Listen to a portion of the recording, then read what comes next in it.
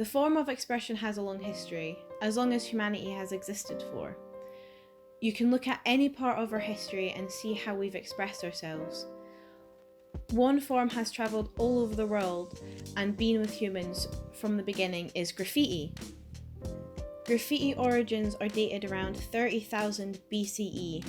That's 35,000 to 10,000 years ago, from the Upper Paleolithic era through cave paintings.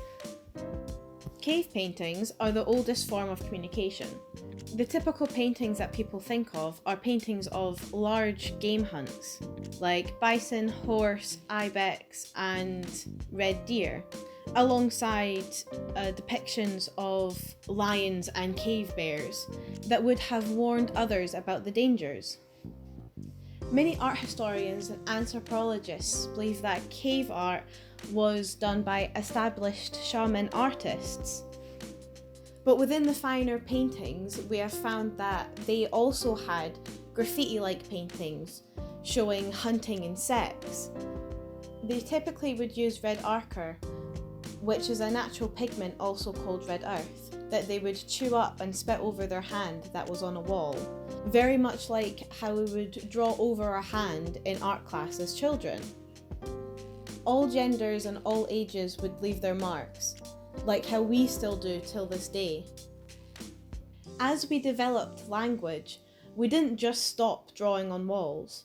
It allowed us to express more through this art form. In 78 BC, the Romans would express their own opinions, just like we do now, through humour and rude commentary. This would sometimes be accompanied with explicit photos and even graffiti has been found on a wall of a brothel during an excavation at Pompeii, and many more within the city, as well as other Roman cities. Fast forwarding to the 1940s, where countries were using graffiti for propaganda in World War II, as it was the easiest way to plaster their message anywhere that was a wall. Kilroy Was Here is a great example of a symbol of the super GI going worldwide.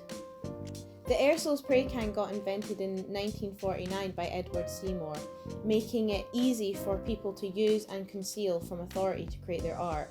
Spray cans are still popular today with graffiti artists for these reasons, and the medium has more accessories, like different size nozzles and silencers to stop the rattling of the can.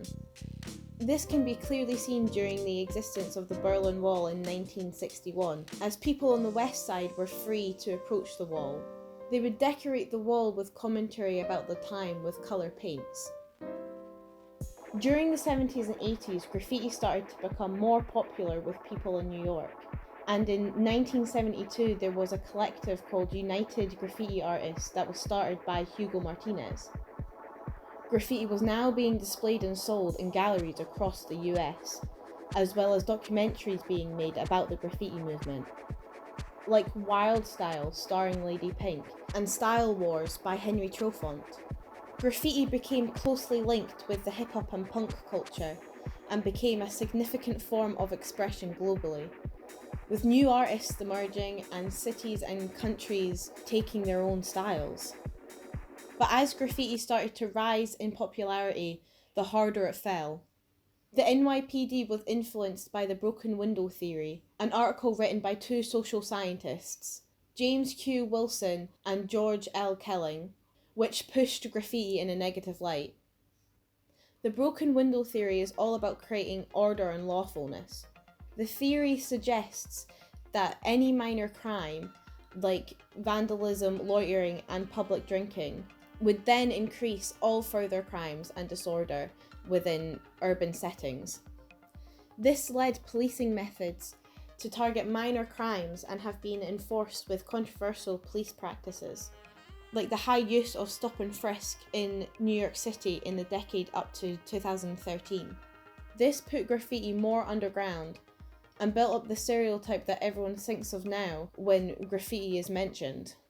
However, graffiti has stayed strong within the community that it was built in, and made a huge comeback in the 2000s, with artists like Banksy starting to change the tide with the public's perspective.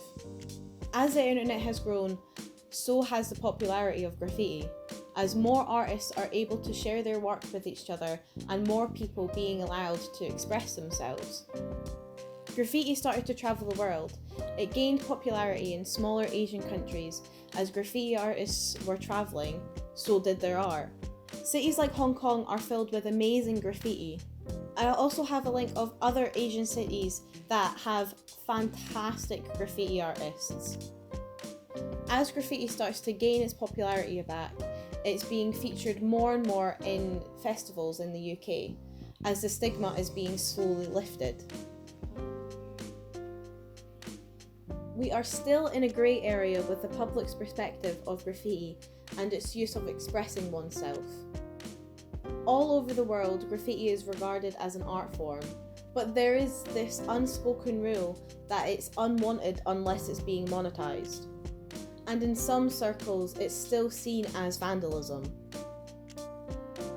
Even though graffiti is a more temporary art form, it has stuck with us from our very existence, and will most likely stay as long as humans live. We will always find a wall to express ourselves.